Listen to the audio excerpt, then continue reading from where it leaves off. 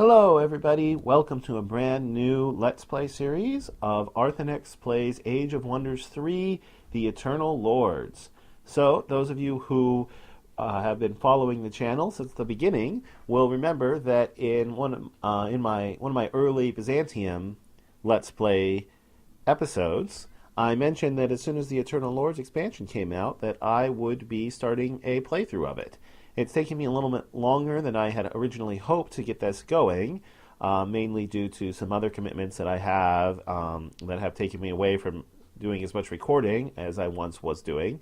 However, we are ready to get started now, and I'm just going to walk you through my map and game setup so that you know what to expect.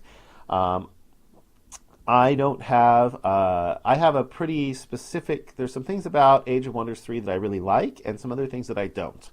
And one of the things that I really do not like about Age of Wonders 3 is the micromanagement that happens in the late game, especially with the Empire management screen. I really enjoy the tactical combat, and RPG elements of the series, but I'm not such a big fan of the strategic gameplay. So I'm going to be setting this game up. Actually, I've already set it up, but I'm going to walk you through it to minimize the late game strategic micromanagement aspects that I find very tedious, and to allow myself to experience more of the parts of the game that I really enjoy. So we're going to do a random map for this playthrough. The difficulty is going to be set to Emperor. That's partially because the last time I played this, which admittedly was a while ago, the AI is still not particularly good and needs all the help it can get, especially when we play on an island map. And we're going to play on an island map mainly because I really like the way that it adds to exploration. And I also like kind of the variant it gives to combat. A lot of the combat, in the basic game, you basically kind of just have, field combat and city assault combat.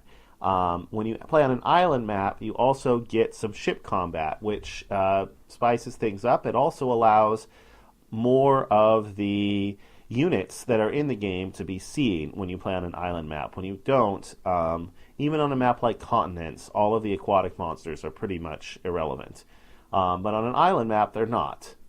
Even though they're still not particularly good. So just to go through the advanced setup here, we're going to start with an outpost, medium starting units, far distance, no roads, lots of roaming units to make the exploration part of the game a little bit more difficult. Treasures, average, few starting cities, so we're just reducing the number of cities in play. You'll see a little bit later I'm going to turn off city founding, which means that there's really not going to be very many cities on the map, which is the main way that I'm going to reduce the micromanagement aspect of it. We're going to be fighting over very few cities, which also, since we're not going to have a ton of income, means that the amount of army units that we're going to be able to recruit is also going to be rather low. So the combination of those two things really cuts down on the turn-to-turn micromanagement. Average number of dwellings, lots of resource structures that will help offset the few cities a little bit. Few visit structures because I don't like going around and finding all of the shrines before I go and fight a battle. And lots of treasure sites because they're fun. I'm not going to mess with the geography. So in the meantime, we're going to have 3 AIs on a large map. Should lead to a pretty lengthy but not horribly long game. And in the advanced rules, you can see I turned city founding off. Random heroes match player race. I like that for thematic reasons. Not going to do that. And we'll leave Empire Quest on. The game speed's been set to very slow, which is going to give us more of the early game than we usually do, especially spread so far apart. Starting resource is going to be low. But not very low. No starting skills. Heroes have resurgence in auto combat. If I screw something up, I'm going to pay for it. And the defender strength is normal. I've toyed with the idea of turning this up to slow things down even more, but it seems like overkill. And we'll leave the cosmic happenings. This is new in this expansion. Not really familiar with it, so I'm just going to leave it on its default setting, and we'll see how it goes. Okay. I've also set it to classic turns. I really don't like simultaneous turns. It kind of defeats the whole purpose of a turn-based game. In a multiplayer game, I understand the needs for it, but in a single-player game, classic turns will be just fine. I'm going to turn off Seal's Victory and Allied Victory, but I'll leave the Unifier Victory on, but set it to 5 beacons, which in a 4-player game is going to be quite hard to achieve. So I still expect to have to achieve Domination Victory, but I kind of want to leave the beacon mechanic in just to see how it works. So that should do it. We're going to go ahead and choose all the AIs so we get some, because I'm going to play my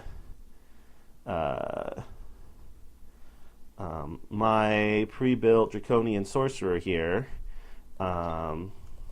Arthenex. This will give us a chance to see some of the other new races and classes. So we're going to go ahead and, for our first AI, we're going to choose a Tigran. I'm going to choose this guy because Archdruids are pretty annoying for sorcerers to deal with, and he also has 2 levels of Keeper of the Peace, which is a new specialization, so we'll get to see a little bit of that. We'll also choose a Frostling, and I'm going to choose this guy because, again, Theocrats can be very annoying to deal with, and he's got 2 levels of fire. He also has a Shadowborn, which is the evil alignment, so we'll get to see a little bit of that. And then we'll choose a Necromancer, and I'm going to go with this girl here, High Elf Necromancer, and we'll see how that works. So then we're just going to hit Start, and it will load up the game for us.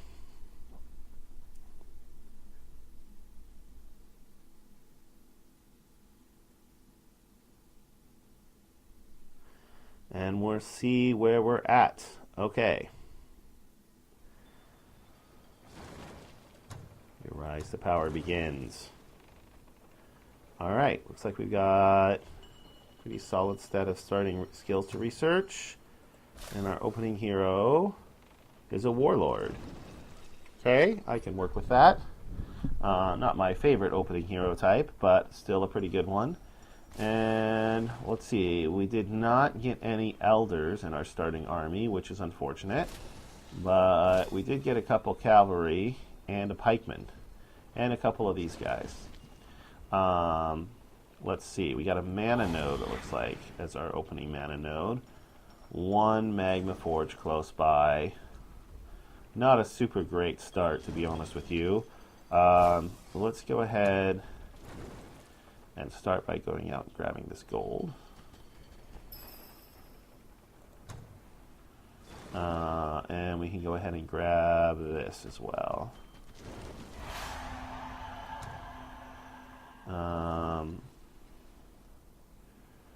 Let's see. We can send 1 more unit out to scout. So let's go ahead and have this guy just go ahead and scout, since we started with so many cavalry. So we'll grab mana over here. We got some building materials over there. That's nice. I'd like to try and get those on turn 1. So we got a couple bandit camps over here. We will see if we can do that. So let's start researching Summon Wisps. We will accept our Warlord here. Not my favorite, yeah, like I said, not my favorite starting hero type, but acceptable.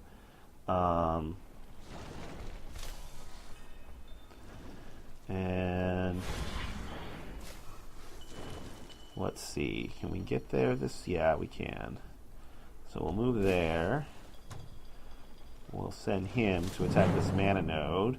By sending just 1 unit, it preserves the movement points of our units that have fewer movement points. Go ahead and fight these Phantasm Warriors.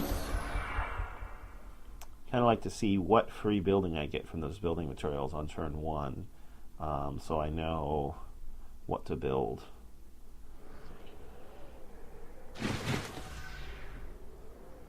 My opening build may vary a little bit depending on which one I get. Okay.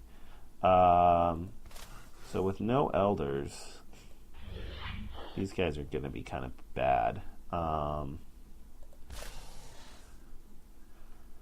But I think we can go ahead and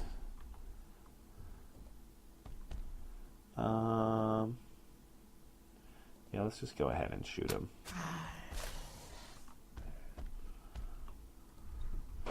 Let's see, what's our buff here? So he's going to get healed. Although what we can do is if we damage both of them, only one of them will get healed. So let's see, I don't think we can hit him from here. No, we got to move all the way up to here. So let's go ahead and shoot both of them a little bit, then at least some of our damage will stick. We'll move him up to there. And let's see. I'd rather not get attacked 3 times. So let's just move him up to here.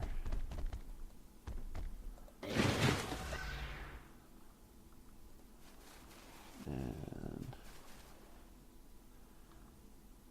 so whichever one's damaged most, I think is going to get healed. Or maybe it's random. Yeah, not sure. Alright, we'll go ahead and shoot this guy. He'll almost certainly get healed, but we'll move 1 more damage on this guy. Oh no, it healed that guy, so it must be random. It did not heal the most damaged unit. Well, that works out. Okay, they took an attack of opportunity to hit my hatchlings. An interesting choice. Not what I would have done. Let's see. Still can't finish these guys off. Let's move you guys over here. I'm going to turn you. Shoot you 3 times with my hero for some experience. And then you should be able to finish them off. Yeah, you can. Okay. Now I want to be sure I get as much experience as I can for my hatchlings. So we'll move you over there. Flank you like that. And then we'll move you up and flank you like that and kill you. Okay, that went well. But with only 2 Phantasm Warriors, that's not surprising.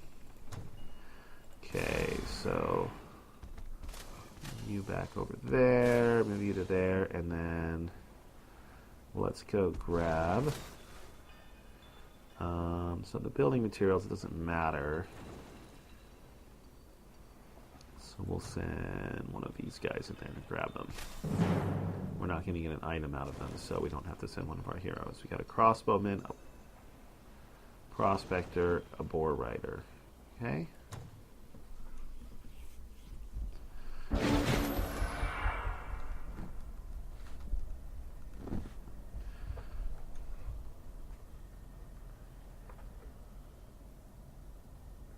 Alright.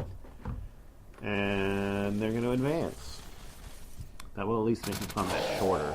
I don't think it really makes the combat any easier or harder, but it does make it shorter, which is nice. Cuts like a turn or so off of it. Okay.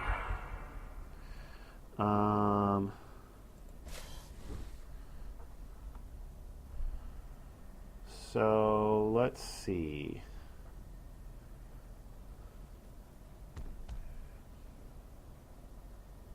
Let's go ahead and shoot the crossbow.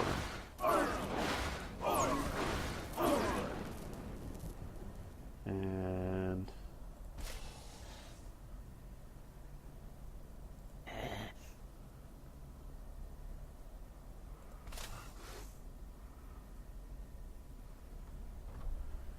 if we're going to be able to kill them.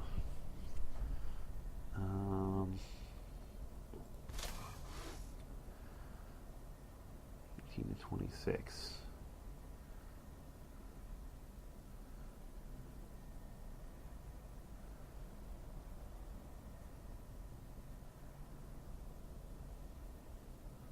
actually kind of like this move.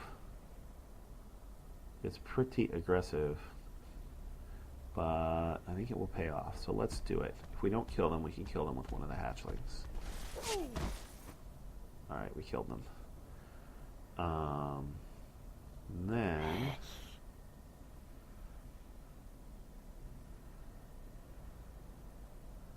go ahead and move. Let's see. Move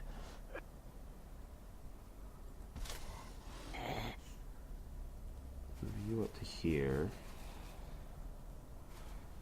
Shoot the boar rider. And we'll move you to there.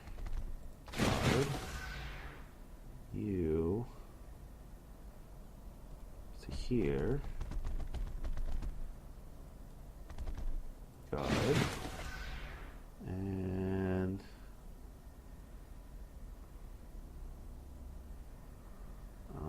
maybe we'll just shoot these guys. Alright, it'll be interesting to see what they do here. Yeah, so he's going to come up and shoot the hatchlings, which is fine. Alright, he's just going to fight the cavalry, which is perfectly fine with me. In fact, that's almost ideal. Alright, so 21. I think what I want to do is bring you over here. Shoot them from that side. And then I can have you come and flank them and kill them. Give you the extra experience. Alright, and then you. Is that going to kill them? Maybe.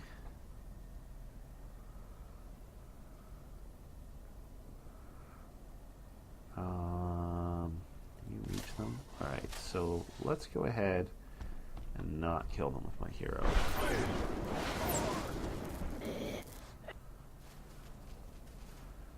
And yeah, kill them with the hatchling. Try to get those hatchlings evolved as soon as possible.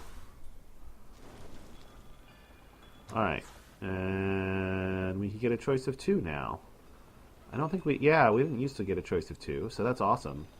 Because I definitely prefer a builder's hall over a barracks. So, we'll take the builder's hall, and then we will start building a storehouse. And,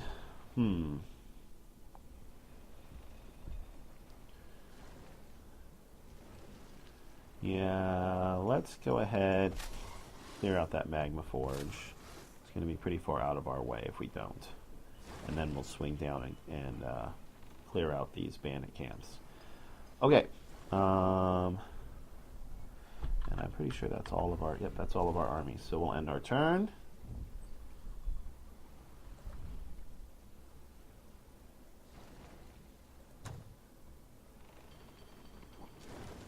Let the AIs move. And then continue. So, let's scout with this guy a little bit first. Interesting, we got temperate terrain down here. 2 terrains on 1 island. That's a little bit unusual. That means we probably have a little bit bigger an island than normal. Fortunately, all these dungeon and ruin buildings are going to be out of range of my city, which is unfortunate. We got an inn over here. Okay. And then this army, yeah, we'll go ahead and clear out this Magna Forge.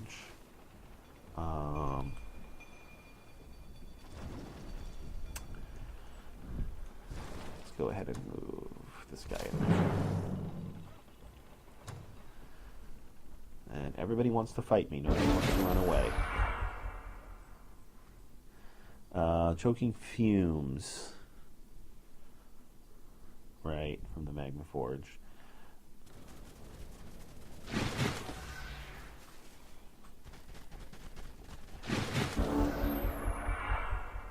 And they advanced. And when we got a Flamer, a Hellhound, and a Hatchling. Huh, this is actually a relatively tough fight. Well, we definitely have the two most dangerous units over here. So let's kind of move up a little bit more cautiously. Maybe we'll move you over to here. We'll move you over to here. I will move to here. So we're just begging for a flame attack there.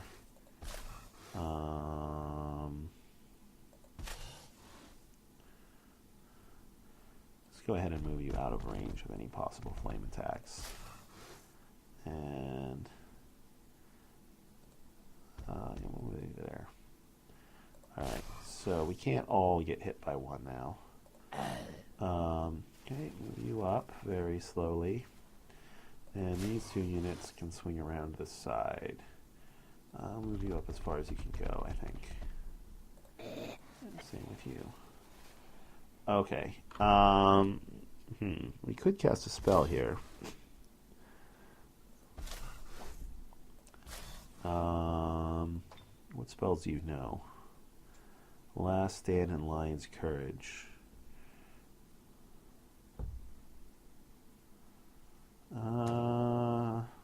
Neither of them is particularly useful here. I'll just end my turn and hope my Draconian Fire Resistance will reduce the amount of damage I take.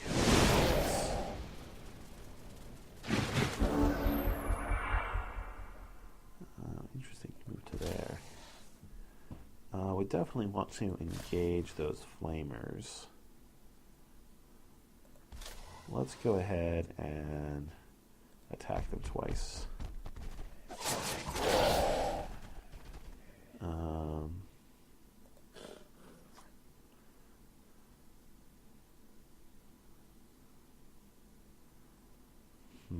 A little bit worried about my cavalry here. Let's see, you have 46 hit points. If I move up one here, you still have the range penalty. But if I move up one more, I won't.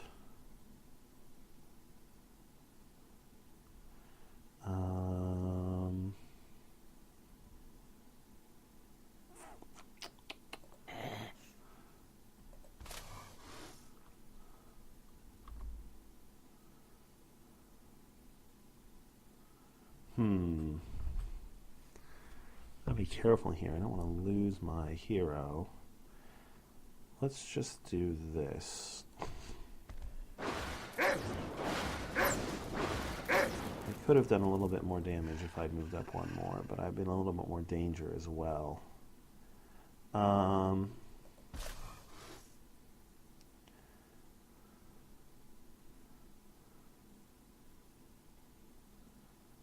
So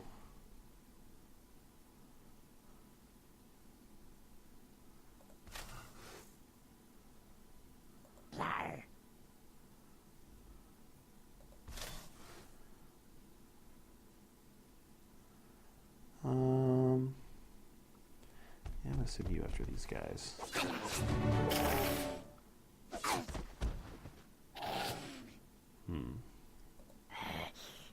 Might as well finish them off here.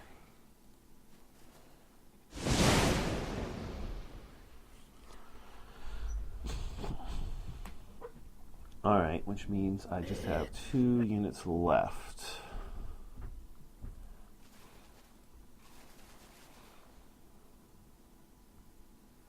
And those guys are immune to fire. That's unfortunate. No point in doing anything with you then.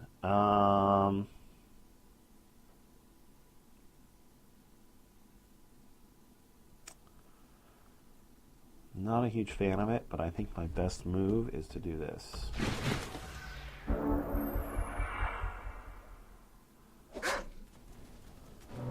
Alright.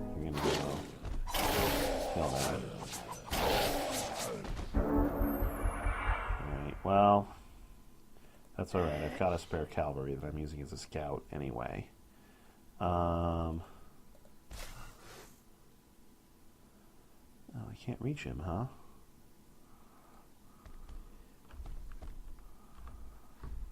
But I can still kill him with my crossbow. That works. Okay. Alright, well, I can live with losing a cavalry in that fight. That was quite a tough Magna Forge battle. Alright, let's move there.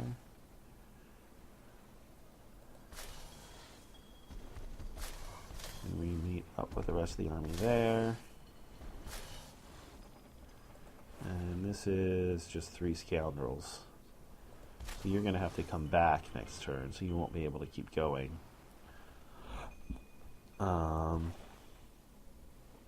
that's okay. Alright. Is that going to be a is 3 scoundrels going to be a problem? I don't think so. Most of my guys are pretty good health anyway. Let's go ahead and fight it out.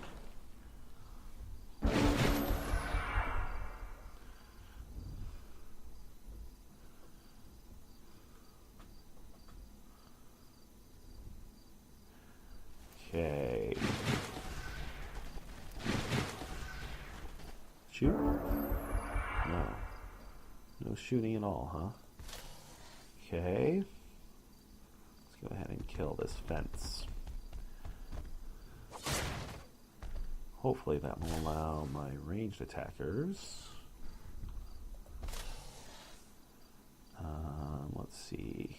Is this going to put you in range? Not quite. Go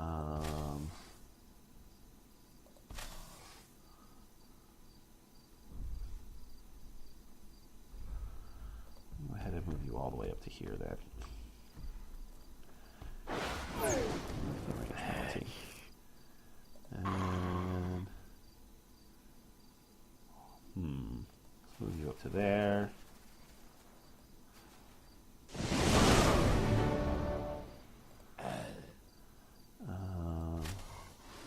Move you up to here for now.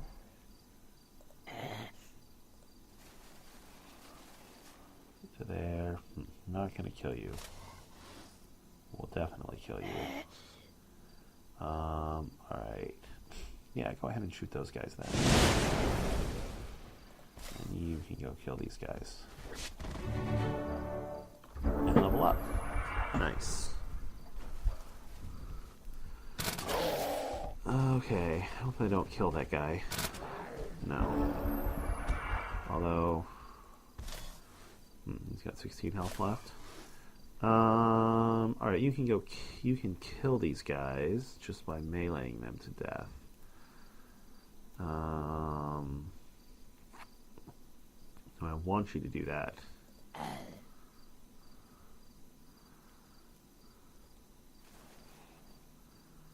Oh, you can get a clean shot here. Alright, go ahead and take that.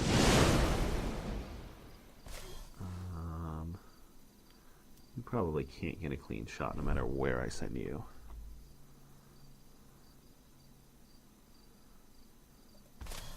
Unless...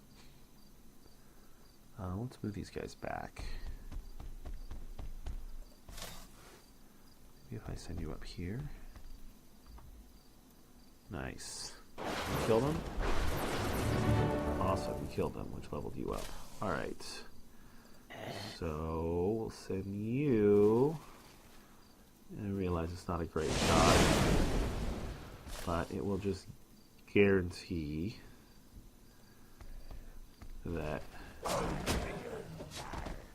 my warlord will finish these guys off. Okay. Alright, and we got fine leather cap with a trader. And a pikeman. Yeah, I'll take it.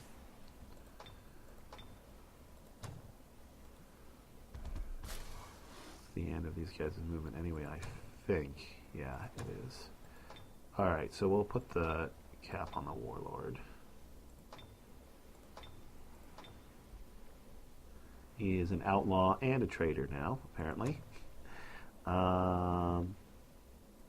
And we'll go ahead and upgrade. So let's grab Charged Army and +1 range strength. And for our Warlord, I'm going to give him some more hit points for sure. Let's go defense. And I guess that's it. I don't really want either of those two.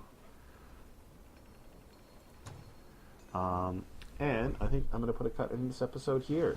So, thanks for watching the first episode, everybody. If you enjoyed it, please consider liking it, as since this is the first episode of a new series, it's especially helpful for you guys to like this video. And of course, subscribe to the channel if you want to see all the other cool content I'm putting out. Either way, I hope everybody out there has a terrific day.